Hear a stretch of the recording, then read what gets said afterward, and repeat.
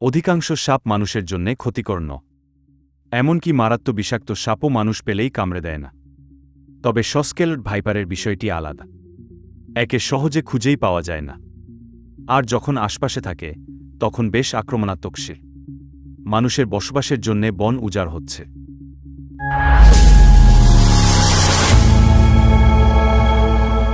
কাজেই বিষাক্ত সাপের কাছাকাছি চলে যাচ্ছে মানুষ।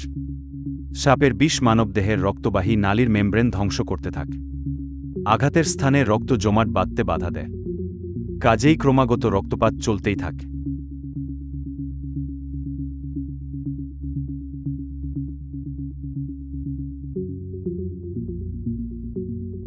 তবে সাপের বিষ আসলে মানুষকে খুন করে না, এটা দেহটাকে ধ্বংস করতে থাকে। কামড়ের আশপাশের অংশ ব্যাপকভাবে ক্ষতিগ্রস্ত হয়। মানুষ ভাগ্যক্রমে বেঁচে গেলেও হাত বা পায়ের আঙুল কিংবা পুরো অঙ্গ হারিয়ে ফেলে। প্রতিবছর সাপের কামড়ে 1,25,000 মানুষ মারা যায়। আবার 4 লাখ মানুষ অঙ্গক্ষয়ের শিকার হন। অ্যান্টিভেনম কোনো কাজ দেয় না। এতে প্রচুর অ্যান্টিবডি থাকে যারা কার্যকর হয়ে জীবনটাই শুধু বাঁচা, কিন্তু অঙ্গ হারানো রোধ করতে পারে না।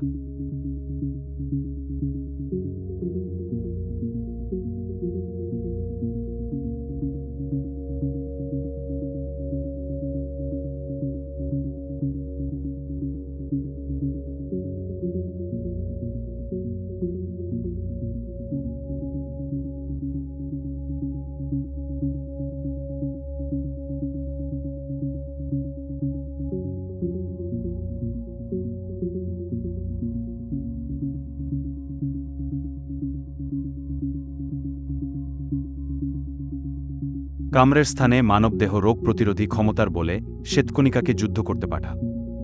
গবেষকদের ধারণা, কিছু শ্বেতকণিকা অসাবধান হয়ে টিস্যুর উল্টো ক্ষতি করে বসে। কাজেই এদের নিরাময় প্রক্রিয়া থেকে আলাদা করতে হবে। বিশেষজ্ঞরা আরেক ধরনের শ্বেতকণিকা প্রয়োগ করেন।